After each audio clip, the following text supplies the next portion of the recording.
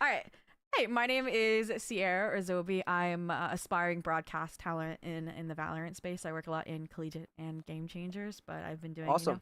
interview content. I've worked with EG in the past on some of their collegiate stuff, so it's super cool. And That's dope. yeah, first off, congrats on your win. I was watch partying the whole time, rooting you guys on. And I wanted to start off with a little bit lighter of a question in terms of, you're coming out of the meet and greet, there was a lot of Yes, ma'am. Supamen signs in the crowd. I need to know the story first behind the Supamen signs. Like, did someone make them? Did the org Yeah, make my them? my fiance made them. Oh, it's so cute. I was Yeah, wondering. yeah, I think they were on yeah. My camera a fiance lot. made them, and yeah, and then she started handing them out, I guess. Were you And surprised? yeah, yeah. No, no, no, no. Well, at first she was like, "Yeah, I made you a sign, but I'm not gonna show you. You're gonna see it later, like when you play." And then first time I saw it was during our last match. Oh, okay. And then Coach Potter saw it. She was like, "I need one in my coach room for today." And she was like, I We heard saw she it was on like, broadcast. We saw yeah, it. swinging it around too. I didn't even see it last broadcast. That's crazy. They were definitely like a lot more, and I think that speaks for like Yeah. EG. They're like gaining more believers with each passing win, which is nice. And I mean, Superman, you were definitely in the last time you went up against Crew. It was a little bit more mild this time around. I wanted to talk about the differences between like this Crew matchup and the last matchup. I mean, the stakes were different. I think the mentality and the score lines obviously were really different. But what do you from your perspective think like were the biggest differences in how you guys played, the mentality coming in, the team vibes, etc.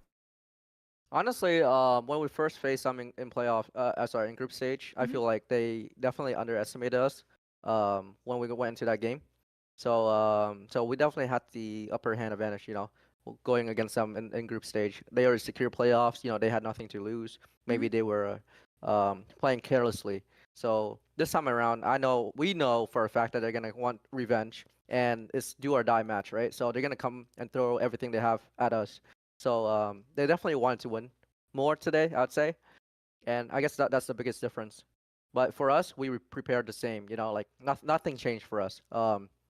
We're also hungry. We want to win. We want to make Toronto as much as they do. Maybe even more, right? We came out with a dub, so maybe we want it more than them. Ooh, hot take. I believe in it.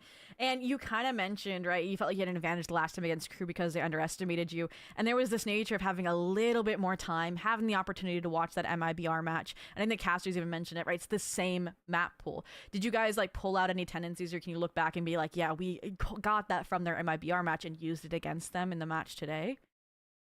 Honestly, we were watching that video, especially on that game, especially on Lotus. We saw how Kessis would how his pathing was and everything. How which fights he liked to take and stuff like that. So we definitely took that into consideration in going into this game because like our last match against them, he was on Yoru, right? But now this match he was on Neon. So Yeah. we definitely saw the differences in that and just put that into our game plan. I'm sure also playing, a Neon against C9 helped. Yeah. But the next question, I think broadcast hyped this up a lot, kind of revolving around Icy being on the Killjoy over on Icebox, but I kind of saw it really embolden you a lot as well, because instead of being like a solo lurk through mid, Icy was always behind you. If you died, Icy followed it up. So how did kind of having that role shift really support and embolden your gameplay, especially on that map of Icebox?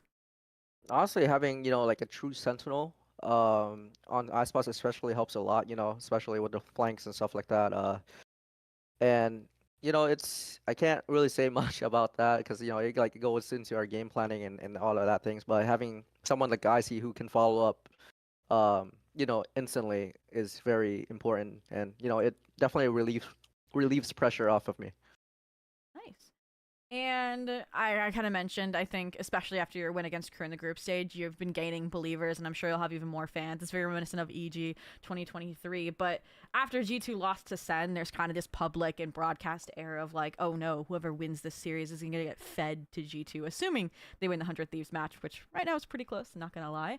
Um, so I want to ask you, and maybe even talking to the fans out there, like what about EG and its growth over the course of this stage and over stage or over kickoff kind of gives you that chance to stage an upset against G2, who made that really deep, grand finals run in Masters Bangkok? Honestly, G2 is definitely the strongest team in our region at the moment. So going up against them, our matchup against them, I feel like it's going to be a really good series. I think it's going to go the distance because, like, they play smart and stuff like that. Whereas we definitely prefer that matchup over someone like 100 Thieves, where they'll just like run it down, like scrim through all the utilities and stuff like that. They'll want to just like challenge you, just like how crew plays pretty much. They want to get in your face and stuff like that, right? But for G2, they're more methodical, right? They have all these strategies, protocols and stuff like that. So honestly, I think it's a better matchup for us. But yeah, we'll see how it goes. Get the Potter gears turning during those timeouts. And I actually wanted to talk about that. I feel like, 9-3 curse kind of got into effect, into swing there a little bit. And there was this unique sequence of like timeout, tech pause. Kind of how did the mental and the energy shift between those as you kind of struggled to get the rounds, and finally after the tech pause, you got that round. And you were actually at the crux of a lot of those points as well. Missed clutch, successful clutch, Yeah. etc.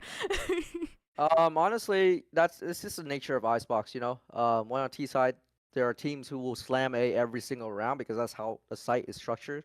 I don't know why they were like removing Fracture when like this map exists. You know what I mean? Like I feel like Icebox should be taken out of the rotation, but that's just how the map works. If they're able to slam A and we let them have one successful, 5-man hit, they're just Mhm. gonna keep doing it over and over again until it's like we can stop them, right? And that's how Crew was going into that T side. We weren't able to stop them in the first few times, but we were able to finally, hunker down and pull through.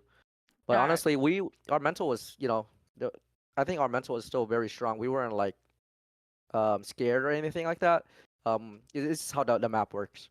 Yeah, I know. I remember the comm for you, like when the clutch against Kesnet, you're like, I hit him 70, and then there was the really funny comm from Ye with like the op shot, like no scope style. That was an insane Yeah, yeah, round yeah. too. But with that, I have one last question, which is kind of looking forward, and it kind of throws back to what you asked about, like, oh, maybe we were the hungrier team today, and we really, really want to get to Toronto even more so, maybe than some of the other teams. And I wanted to like kind of learn like what does it mean to you specifically to be able to qualify to Toronto and an international team? I mean, Potter said they've been wanting you since 2023. You've been with this banner now for 2 seasons, and wasn't a great season last season. So again, what would it mean to you right now to make that run to beat G2 or 100 Thieves next weekend? My goal since playing this game has been to make an international event. I came close, but I never really made that strive towards actually achieving that goal. So, making Toronto, is gonna fulfill my, long term goal of playing this game. And I feel like it's gonna just bring me above, gives me that experience over others and stuff like that, and really expand my game, being able to play against the best of the best, right? Internationally, it's just like that experience you don't get, playing from home, playing against the same team over and over again. It's just that whole new experience of going overseas and just competing. Just yeah, it's just great. Well, it's a little bit closer this time around in the backyard of Toronto, but I was one away once. ooh, Never. I can't underestimate anyone. Just gonna job's not finished.